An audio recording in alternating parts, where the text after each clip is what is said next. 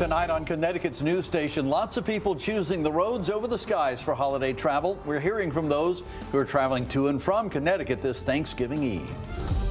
And drying out heading into Thanksgiving, but we are tracking a cold plunge for this weekend. Your full forecast coming up.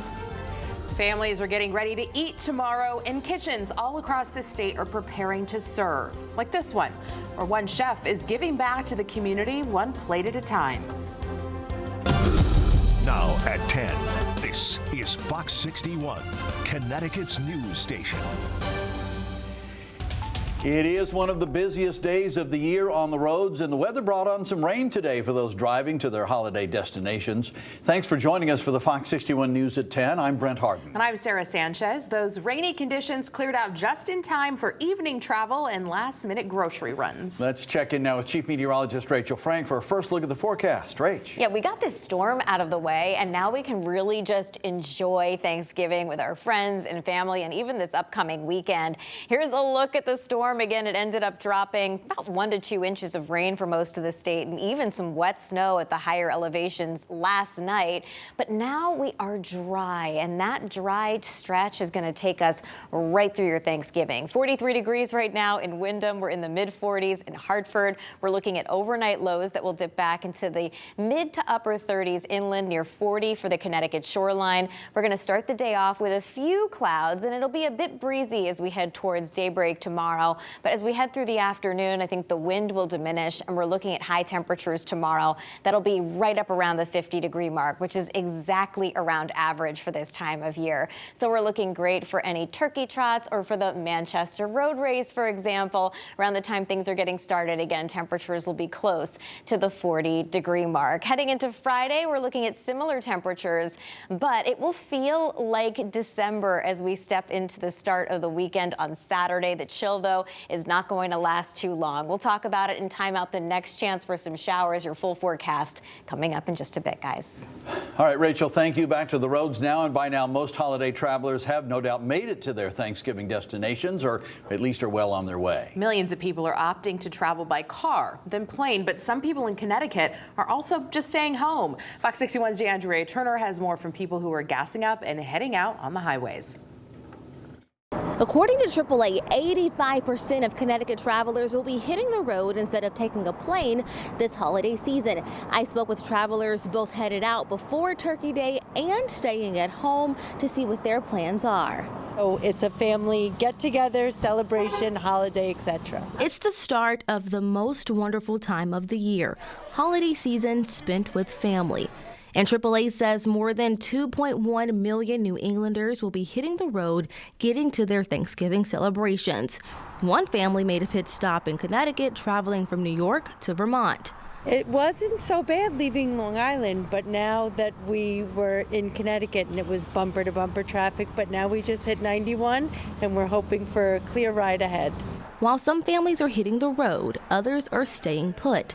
This is Amelia Love's first Thanksgiving living in Connecticut. Last year, she drove here from Virginia. Usually the drive is only about 6.5, 7 hours, but last year was absolutely ridiculous coming up here, so I'm happy to be here. We bring it on over to watch some football, some good food. We let the kids play around, and let me have some coquito. And speaking of alcoholic beverages, they say that the night before Thanksgiving is actually one of the biggest bar holidays, they call it, of the year, besides like St. Patrick's Day. The day before Thanksgiving is unofficially known as Drinksgiving or Blackout Wednesday. We spent all day yesterday and today kind of like prepping the bars, making sure they're good, making sure we have plenty of people on staff. Breweries like the recently opened Urban Lodge Brewing in Hartford expects tons of foot traffic from people like Maddie Norman, who's home for the holidays. It's kind of a reunion for us. One of us is in PA school, and then now we're both nurses, so it's good to get together and talk about good times. And whether they are spending the holiday at home or away with family, good times will be had. We get to just enjoy each other. That's really the best part.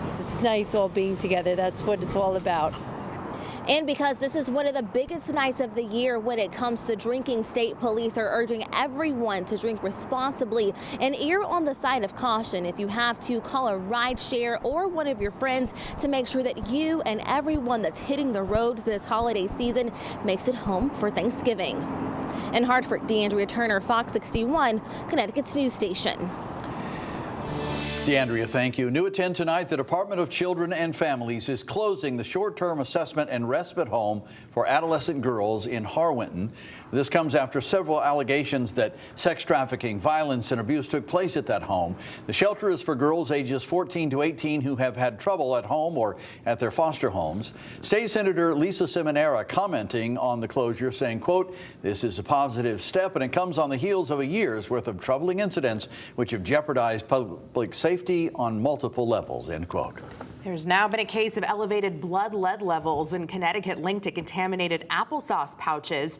So far, the FDA confirms 52 reports in the U.S. The outbreak's linked to recalled products from the brands Wanabana, Schnucks, and Weiss. The contaminated products have affected infants and toddlers. Now, if your child has eaten any of these puree pouches, the CDC recommends you have them tested for lead poisoning, your child, that is.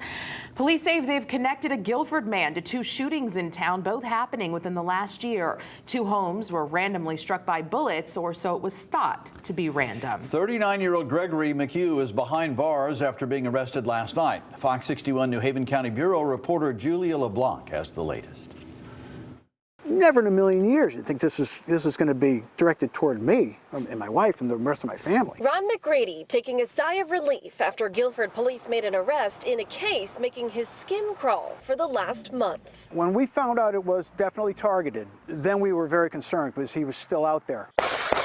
We first showed you this exclusive video and interview with McGrady last month when at least 4 shots were fired at his New England Road home in Guilford, one of them piercing through his living room. Nobody was hurt, but McGrady and his wife were home when it happened. Detectives interviewed us. We just mentioned names from, past, and they just happened to click on this one guy. That guy is 39-year-old Gregory McHugh of Guilford. Fox 61, the only camera in the courtroom Wednesday when he faced a judge for the first time after being arrested Tuesday night. I can say that we have found some correlation between these recent incidents and also the incidents that occurred back in 2017. Chief Chris Massey says back in 2017, McHugh was caught slashing the tires of cars at McGrady's home and others in the area. When McGrady mentioned him, they found out he legally owned a firearm. Cellular data revealed he was also in the area of both crime scenes at the time these incidents took place. Police got a search warrant, finding a gun and ammunition matching not only the shell casings found at New England Road, but another shooting in December of last year, where police say 6 shots were fired at a home on Fernwood Drive. In McHugh's house, police also found a list with about 100 names on it of people he graduated Guilford High with in 2003. We have drawn a connection between the 2 residences targeted as being the former homes of Mr. McHugh's classmates from Guilford High School class of 2003. A chilling thing for those involved. He's escalated over the years. Now he's upped his ante to shooting. What's his next move? Now, McGrady says his daughter did know McHugh and they did graduate together in 2003. However, they were not really part of the same friend group. Now, as for McHugh, the judge set his bond at $500,000. If he posts bond, he will be on a 24/7 lockdown with GPS monitoring. We are in Guilford. Julia LeBlanc, Fox 61, Connecticut's news station. Thanks, Julia. More headaches for former Stone Academy students tonight. The Teachout program, which was meant to help those who were close to graduating before the school shut down, has been postponed now indefinitely. The Office of Higher Education billed the Teachout program as a 10-month program free of charge that would allow eligible students to finish out their time needed to get their nursing degrees. Griffin Health would provide the instructors. But the OHE says the building they would have used for classes has not been deemed ready for students and no contract was ever signed. We reached out to Griffin Health and we are still waiting to hear back. love that music. Gets us in the holiday spirit, right? Kitchens across the U.S. are preparing for Thanksgiving feasts tomorrow. And one Rockville chef is making sure people in his community don't go without a home-cooked meal this Thanksgiving. Fox 61's Jake Garcia explains how Chef Craig is continuing to give back to the community one meal at a time. Thanksgiving week is definitely the busiest week of my life. The tables are set and the serving line ready for the hundreds of people who will come Thursday afternoon to Craig's Kitchen in Rockville for a home-style Thanksgiving meal free of charge. We get familiar faces to come and get the food every year as well, but we always get new faces too. Chef Craig Wright has been cooking up Thanksgiving meals for people in Rockville for nearly 6 years, and Wednesday he and his staff closed the restaurant just to prepare for the big day. The beginning of the day was me just cutting turkeys apart and seasoning them and letting them marinate until tomorrow. Chef Wright bringing his usual soul food style cooking to Thanksgiving dinner. We're gonna have 4 different kinds of turkey. We're gonna have baked turkey, we're gonna have fried turkey, we're gonna have jerk turkey, and we're gonna have barbecue turkey.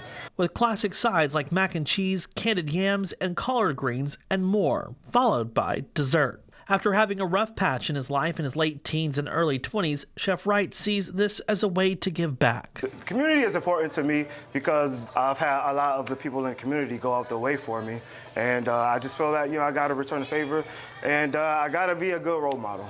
Chef Wright says whether you're homeless or homesick, all are invited to Craig's Kitchen for Thanksgiving from noon until 3 p.m. You could come sit down and dine in, or you could take as many places you need. Take them to go to your family. If you know someone in your area that is in need of a plate and you could possibly help them, you're more than welcome to come down and grab a plate for them. Wright says he couldn't do this alone. We've done this for 6 years, and it's impossible to do without the donations because I can't come out of pocket for everything. In Rockville, Jake Garcia, Fox 61, Connecticut's news station.